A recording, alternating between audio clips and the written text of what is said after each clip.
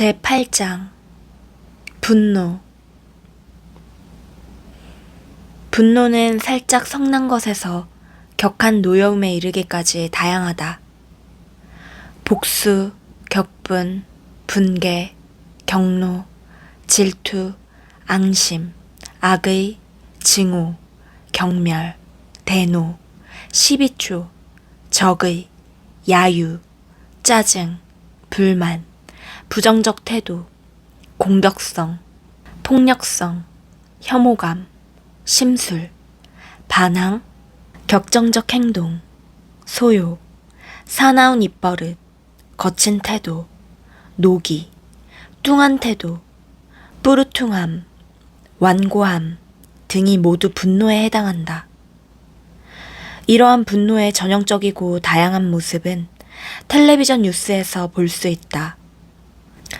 사실 항복 기제와 관련해서 분노가 생길 수도 있다. 과거에 소중히 여기던 감정을 놓아버리라고 요구받는 데서 오는 분노다. 상실이 두려워 생기는 분노나 감정 전반에 대한 분노, 곧장 포기하지 않는 자신에 대한 분노가 그것이다. 분노에는 에너지가 많다. 그렇기 때문에 짜증이 나거나 화가 날 때면 에너지가 차오름을 느낀다. 무의욕과 비탄에서 재빨리 분노로 올라간 다음 다시 분노에서 자부심으로 뛰어오르고 계속해서 용기로 올라가는 것도 익혀둘 만한 비결에 속한다. 또한 분노 속에는 행동하려는 에너지가 있다. 이 에너지로 인해 행하는 상태에 이른다. 가진 것 없는 사람들이 욕망에서 에너지를 얻어 가지지 못한 것에 분노하는 수준으로 올라오면 분노에 힘입어 더 나은 삶을 향하는데 필요한 일을 행동에 옮기게 된다. 한편 텔레비전에서 폭력이란 주제가 얼마나 인기 있는지를 보면 사람들이 억제하고 있는 분노가 얼마나 많은지 쉽게 알아볼 수 있다. 시청자들은 텔레비전을 보며 다양한 악당을 때리고 쏘고 찌르고 고문하고 죽이는 형태로 분노를 터뜨리는 대리 경험을 한다. 우리는 분노에 대해 많은 죄책감을 느끼기 때문에 자신의 분노가 정당한 것이라고 이야기하려면 분노의 대상을 잘못된 것으로 만들어야 한다. 자신이 분노한 이유를 다른 데로 돌리지 않고 그저 내가 화난 것은 나 자신이 노여움으로 꽉 차 있기 때문이다 라고 말할 수 있는 사람은 별로 없다. 분노를 긍정적으로 사용하기. 사람들은 보통 마음속에서 분노와 공격성, 저기를 억제한다. 이런 것은 불쾌하고 품위 없는 것이라고 보거나 심지어 도덕적인 면에서 실패하거나 영적인 면에서 차질이 생기는 것이라고 여긴다. 설사 그렇더라도 억제한 분노 또한 분노의 에너지일 뿐이며 인정해서 해소하지 않으면 건강이나 살아가는 일 전반에 파괴적인 결과를 가져온다는 점을 깨닫지 못한다.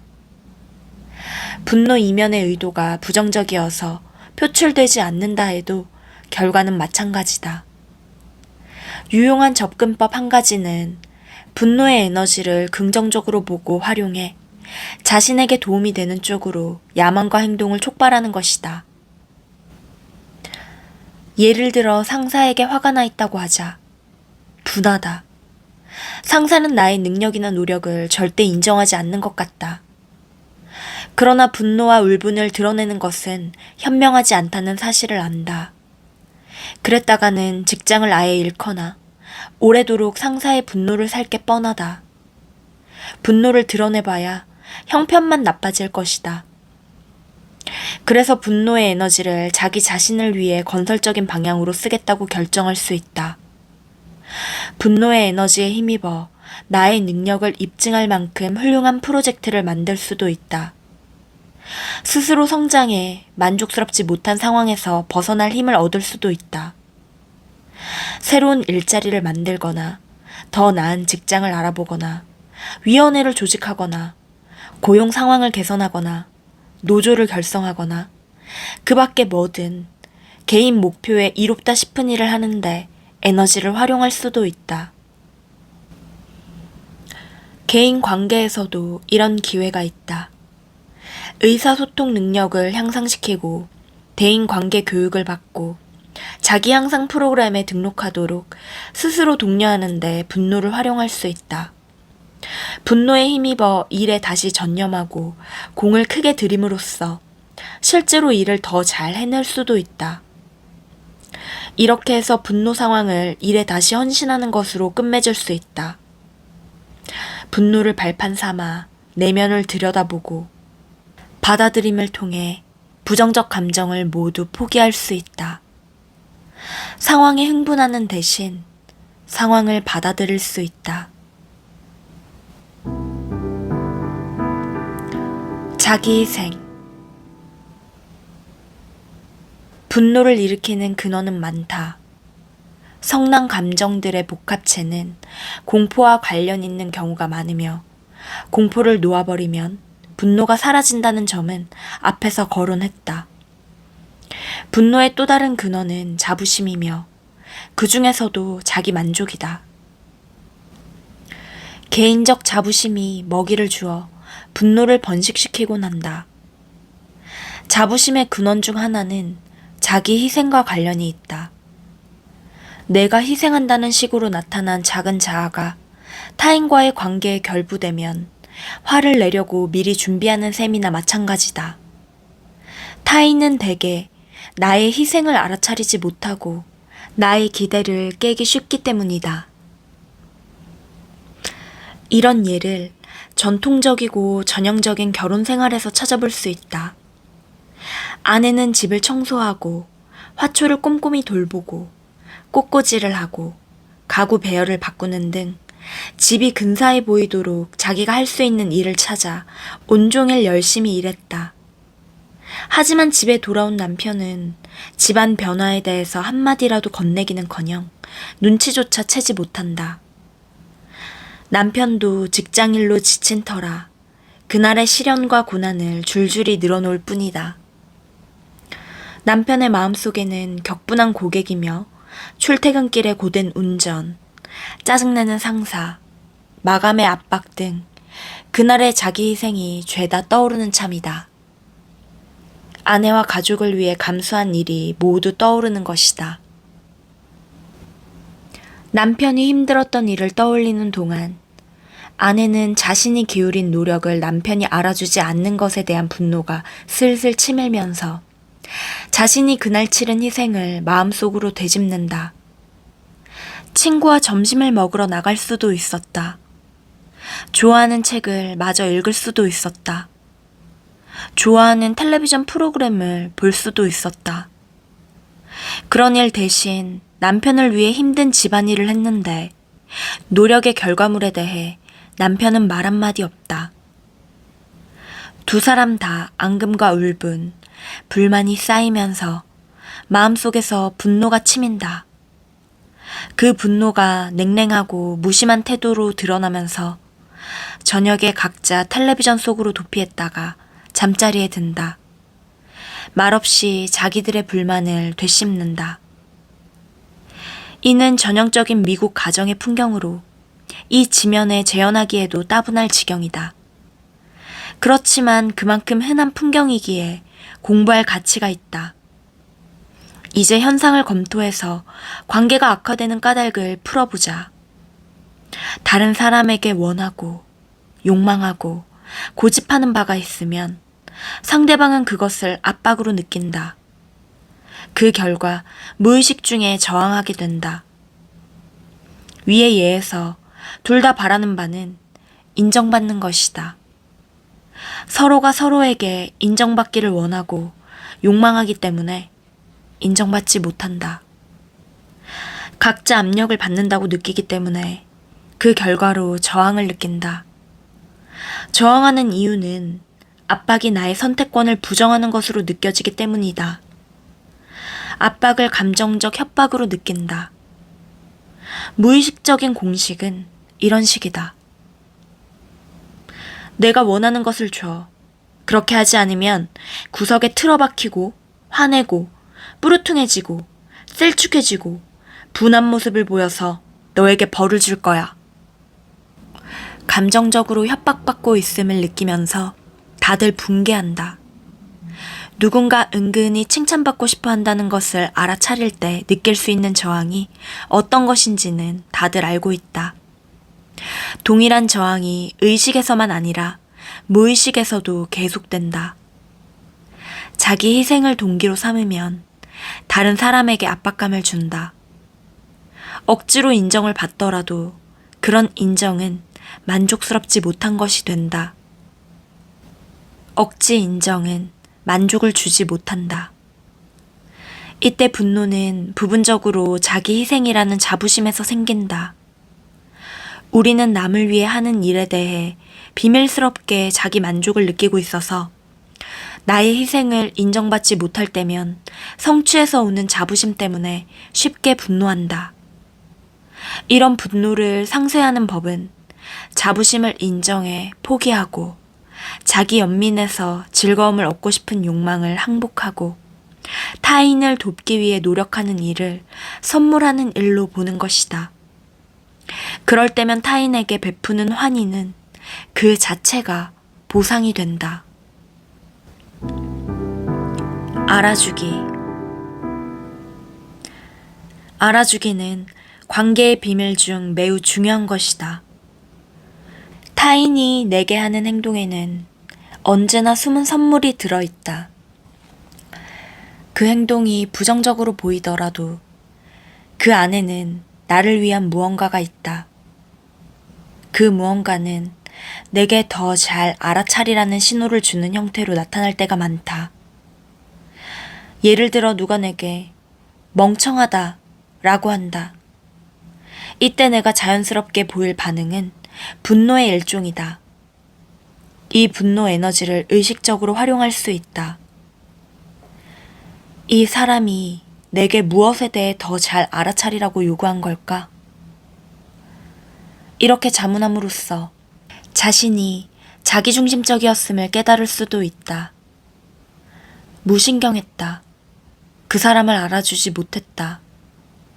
상대방과의 관계 속에서 벌어지는 일을 의식하지 못했고 알아차리지 못했다.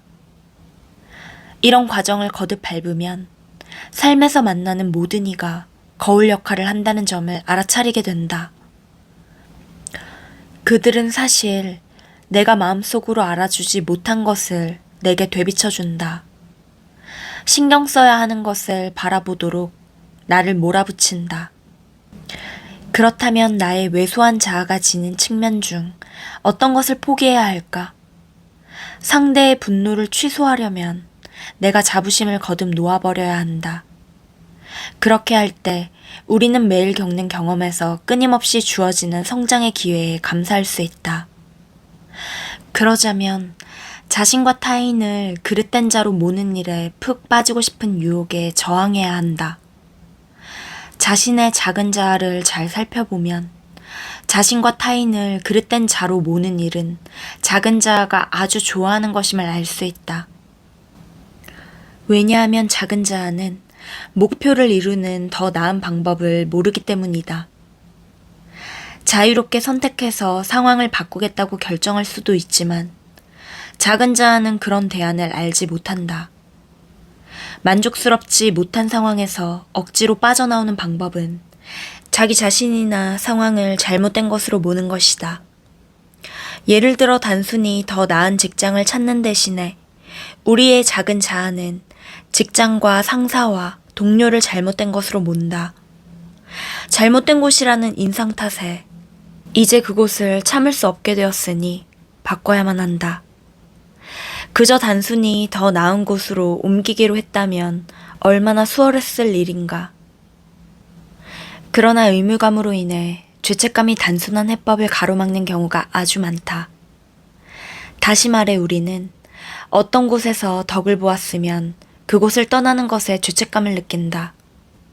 그러면 무의식은 기발하게도 잘못으로 모는 기제를 통째로 창조해 내가 막다른 지경에서 벗어날 수밖에 없게끔 한다. 이런 일은 대인관계에서도 흔하다.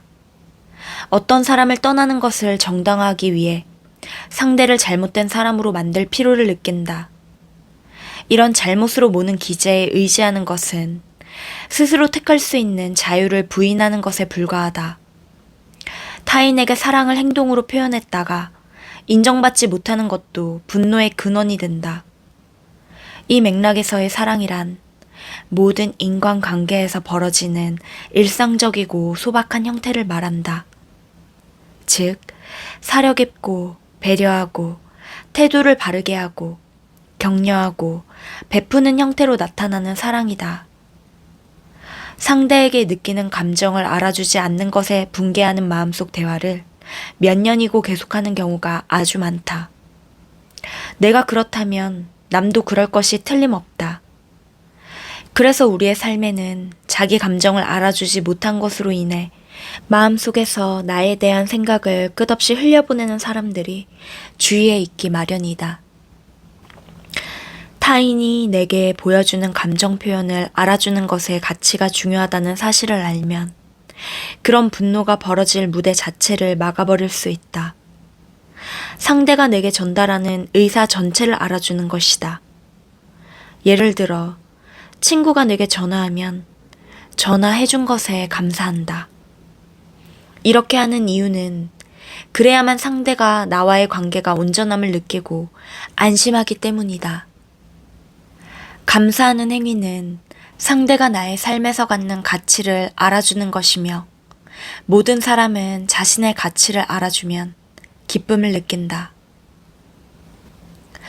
이렇게 간단한 알아주기 기제를 써서 며칠 안에 어떤 사람의 인간관계 전부를 상당히 극적으로 변화시킬 수 있다. 알아주기는 반드시 바깥 세상에서 일어날 필요가 없다. 그저 마음속에서 일어나면 된다. 자신의 관계를 검토하면서 이렇게 자문한다. 매일 연락하는 사람들에 대해 내가 알아주지 못한 것은 무엇일까? 나에게 비판적인 사람을 골라 그 사람을 알아주지 못한 까닭을 살펴보면 아주 값진 경험을 할 것이다. 상대에 대한 부정적 감정을 모두 항복한 다음 인정을 담아 칭찬을 하며 그 사람은 내게 소중하다고 하곤 한다. 내가 감정 면에서 성장하고 발전하는데 자극제가 된다는 이유만으로 그 사람이 소중할 수도 있다. 배우자가 잔소리하거나 이웃이 인상을 쓸 때는 내게 뭔가를 말하려고 애쓰는 것이다. 항상 그렇듯 이런 상황에서 그들은 내가 자기들이 내 삶에 기여한 바를 알아주지 않는다고 느낀다. 내가 소중함을 알아주고 나면 그들은 잔소리를 멈춘다. 기대. 타인에게 기대를 갖고 압박하는 일을 그만두면 상대방이 마음에서 우러나 긍정적으로 내게 반응할 길을 연 것이다. 울분을 미리 없앨 수 있는 예방조치는 타인을 위해서 한 일을 희생이 아니라 사랑을 선물해서 한 행동으로 전환하는 것이다. 그리고 그렇게 조치한 자신을 알아주면 타인에 대한 저항감이 사라진다. 그런 전환이 어떤 것인지 간단한 실험에서 볼 수 있다. 멕시코에서 새 셔츠 2장을 사온 남자가 있었다. 새 셔츠들은 남자가 평소 즐겨 입던 옷과는 디자인이 전혀 달랐다. 2 셔츠 중 하나를 처음 입기로 한 날, 남자는 내심 기대가 컸고 새롭고 색다른 일을 한다는 것에 일종의 미묘한 자부심도 느꼈다. 그러나 남자는 자부심을 항복하지 않고 유지하기로 결심했다. 즉, 자부심을 항복하기 위해 놓아버린 기법을 사용하지 않고 일부러 그냥 내버려 두었다. 어떤 일이 생길지, 사람들이 어떻게 반응할지 보고 싶었다. 그가 자랑스럽게 새 셔츠를 입고 나서자 아니나 다를까 옷이 평소 복장과 전혀 다른데도 셔츠 이야기를 입에 담는 사람이 없었다. 눈에 분명 확 띄었을 텐데도 다들 말 한마디 없었다. 집에 돌아온 남자는 자신의 상황이 사업가 로버트 링어가 지칭한 소년 소녀 이론과 꼭 들어맞는다며 껄껄 웃을 수밖에 없었다. 소년은 소녀를 원한다. 하지만 소녀는 소년에게 관심이 없다. 소년이 소녀에게서 관심을 거두기가 무섭게 이제 소년은 소년을 원한다. 다음날 아침 남자는 새 셔츠를 입기로 마음먹었지만 이번에는 자만심이나 주목받으려는 기대를 모두 항복했다. 새롭고 색다른 일을 하는 것에 대한 작은 자부심도 놓아버렸고 친구들은 모두 그를 사랑하며 그의 삶에 행복을 더하는 중요한 존재라는 점을 알아주었다. 놓아버림 과정을 끝낼 즈음에 남자는 셔츠를 입는 일에서 완전히 항복했다. 사람들이 새 셔츠에 주목하면 좋고 주목하지 않아도 상관없었기 때문에 남자는 자신이 완전히 항복했음을 알았다. 그랬더니 그날이 갑자기 새 셔츠 기념일이 되어버렸다. 만나는 사람마다 새 셔츠에 대한 평을 하면서 어디서 샀느냐고 물었다. 온종일 많은 관심을 받았다. 이 실험의 익살맞은 결론은 이렇다. 요구를 멈추면 원하는 바를 얻는다. 남이 내게 기대를 거는 것은 감정상으로 협박하는 것과 같다. 남이 내게 어떤 감정 자산을 내놓으라고 하면 저항이 생기는 것을 느낄 수 있다. 감정상으로 협박받지 않으려면 나는 어떻게 남을 협박하는지 살펴보아야 한다. 그러고 나면 나에게 보여주는 타인의 감정 반응을 조종하고 싶은 바람을 놓아버릴 수 있다. 분노를 예방하는 또 다른 방법은 타인이나 나 자신의 왜소한 측면이 내게 낙인 찍으려는 것을 더 이상 받아들이지 않겠다고 마음속으로 결정하는 것이다. 이 결정은 단호하게 확언하는 형태가 될 수도 있다. 나 자신이나 남이 내게 낙인 찍으려는 것을 더 이상 받아들이지 않겠다. 이 결정이 자신과 타인의 내면에 있는 긍정적 측면을 전부 알아주려는 습관과 결합하면 관계는 빠르게 변화하고 분노의 잠재적 근원은 제거된다. 만성울분. 만성적이고 자각하지 못하는 분노와 울분은 자신을 향하는 분노인 우울증이 되어 삶에 나타난다. 또한 무의식에까지 영향을 미치면 시민성 신체 질환으로 나타나기도 한다. 편두통이나 관절염, 고혈압은 만성적으로 억제한 분노가 병이 된 예로 자주 인용된다. 이러한 증상은 마음속으로 분노를 놓아버리는 법을 익히면 완화되는 경우가 많다. 예를 들어 실험 참가자들이 부정적 감정을 놓아버리는 방법을 지도받기 전과 후에 혈압이 어떻게 달라졌는지 측정한 연구가 있다. 오랜 세월 동안 쌓인 감정적 압력을 놓아버리기 시작하자 고혈압이 있는 참가자 모두의 수축기 확장기 혈압이 떨어졌다. 더불어 스탠포드 대학교의 용서 프로젝트에서도 분노와 울분을 포기하는 것이 심장에 이롭다는 사실이 확인되었다. 이 프로젝트에서는 북아일랜드의 구교도와 신교도 간 분쟁에서 희생된 아동의 부모들이 적을 향한 분개심을 놓아버림을 배웠고 그 결과 그들의 심장 건강 및 체력 측정치가 현저하게 향상되었다. 말 그대로 용서가 그들의 심장을 치유한 것이다. 앞서 이야기한 대로 근육 테스트를 통해 분노와 울분은 육체와 감정, 에너지 흐름, 뇌 반구 동기화에 파괴적 영향을 끼친다는 점을 즉시 입증할 수 있다. 분노는 이른바 적을 죽이는 것이 아니라 분노한 사람을 죽인다. 마음은 우리가 정당한 분노 같은 것이 존재한다고 믿기를 바란다.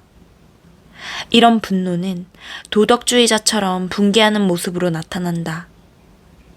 도덕적인 붕괴를 잘 살펴보면 자기 만족과 자부심으로 지탱된다는 것을 알 수 있다. 우리는 어떤 상황에서 자신은 확실히 옳고 상대방은 확실히 잘못되었다 라고 생각하기를 좋아한다. 이렇게 분노하면서 일시적이고 하찮은 저질 만족을 얻지만 근육 테스트를 해보면 감정 및 육체 건강 전반에 어떤 손실이 있는지 확인할 수 있다. 만성적인 분노와 울분으로 치르는 대가는 질병과 때이른 죽음이다. 내가 옳다는 작은 만족에 그런 대가를 치를 가치가 있을까? 이런 상황에서 우리가 기꺼이 치르고자 하는 대가는 놀랍다. 누구에게 돈을 빌려주었는데 갚을 생각을 전혀 하지 않는 상황이라고 하자. 이 때문에 만성 울분이 생겨 모임 등에서 그 사람과는 될 수 있는 한 말을 나누지 않는다. 아마 스스로 속내를 정직하게 들여다보면 나는 옳고 그 자는 틀려 먹었다는 데서 만족을 얻고 있음을 알게 될 것이다. 사실 우리는 이런 만족을 몹시 즐기기 때문에 마음 한구석에서는 그 사람이 빚을 갚기를 바라지 않는다. 빚을 갚으면 더 이상 그 사람을 그릇된 인간으로 모는 은밀한 즐거움을 누릴 수가 없기 때문이다. 나 역시 몇백 달러를 받지 못하고 있었을 때가 정확히 그런 경우였다. 나는 빌려준 사람으로서 나는 옳고 상대방은 틀렸다고 하는 데서 하찮은 만족을 얻고 있음을 솔직히 인정한 다음 에고가 얻는 이득을 항복하겠다고 마음속으로 결정했다. 에고가 얻는 이득이 상대방이 빚을 갚지 못하게 막고 있음이 분명했다. 끊임없이 항복해 돈 거래 자체를 완전히 놓아버리자 빌려준 돈을 선물로 보는 변화가 이루어졌다. 인정하건대 그 사람에게는 정말로 그 돈이 필요했다. 돈은 그냥 선물한 셈 치고 돌려받을 기대를 놓아버리면 어떨까? 이제 울분 대신 감사하는 마음이 더 강해졌다.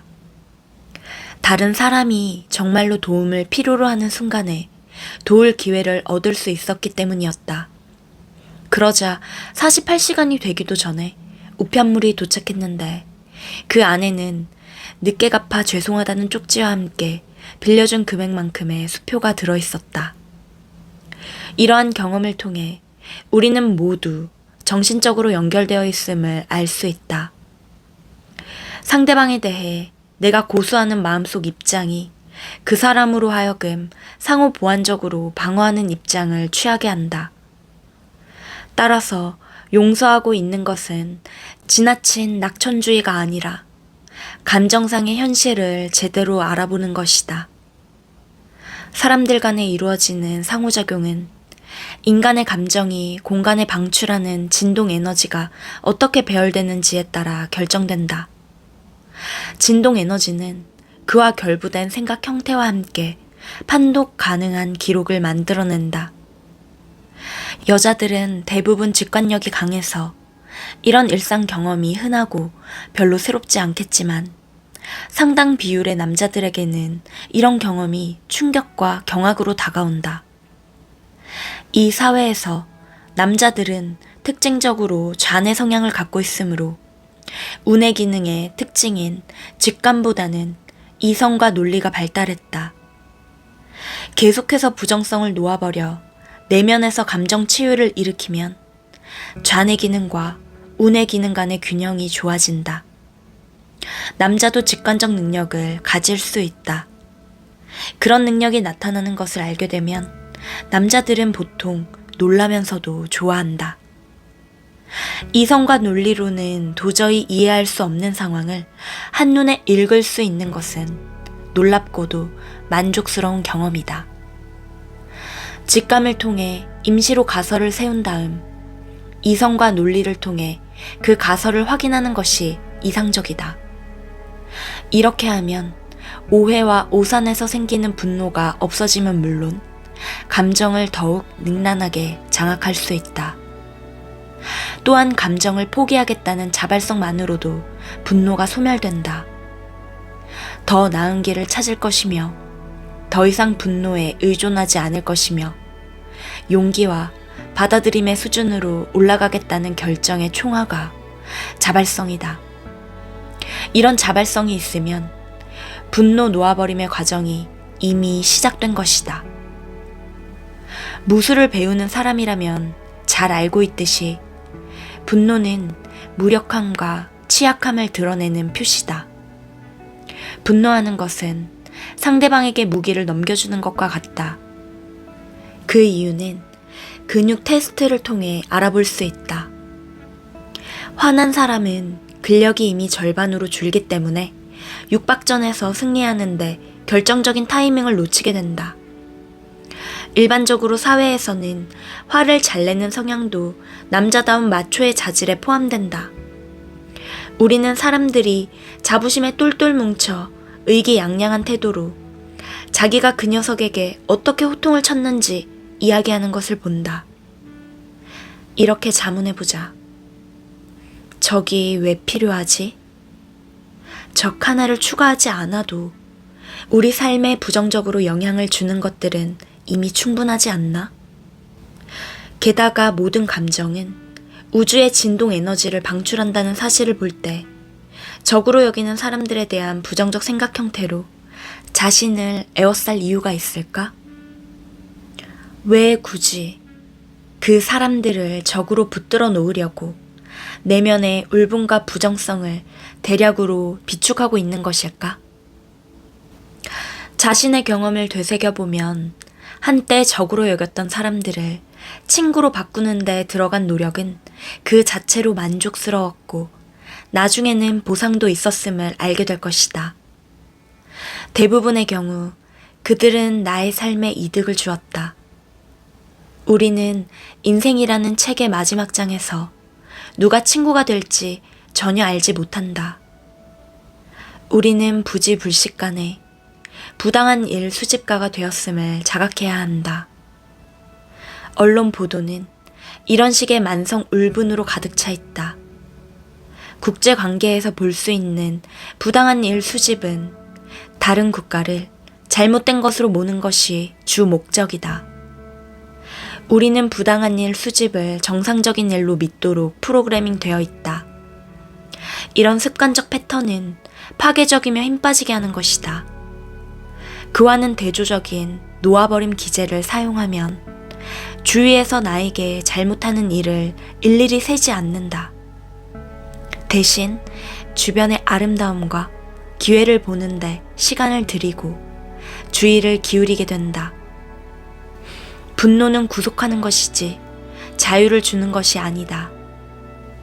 분노는 나를 타인에게 연결해 상대방을 나의 생활 패턴 속에 붙들어 놓는다. 분노의 에너지, 의로운 분노라는 하찮은 이득, 부당하게 취급받았다는 느낌, 복수의 열망 등을 놓아버릴 때 우리는 비로소 부정적 패턴에서 벗어날 수 있다. 내 삶에 거듭 출현하는 사람의 유형이 정확히 같지는 않다.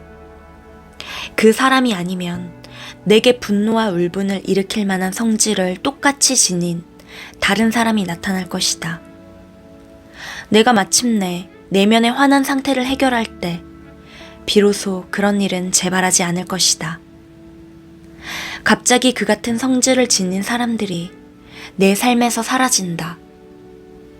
그러므로 내가 분노와 울분을 완전히 포기하기 전까지 분노는 어떤 사람을 내게서 육체적으로 멀어지도록 강제할 수는 있더라도 정신적으로는 그 사람을 내게 더 가까이 묶어놓는다.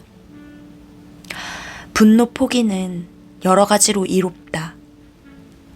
편안하고 안락하게 느낄 수 있는 자유를 얻는다. 성장하고 치유할 기회를 매일 얻을 수 있고 미묘한 끈에 매어 있지 않고도 서로를 보살필 수 있으며 건강이 좋아지고 생명 에너지가 커지는 만족감을 느낄 수 있다. 이런 돌파구 덕에 우리는 힘은 덜 들고 성과는 더 좋은 내적 자유의 상태로 올라갈 수 있다.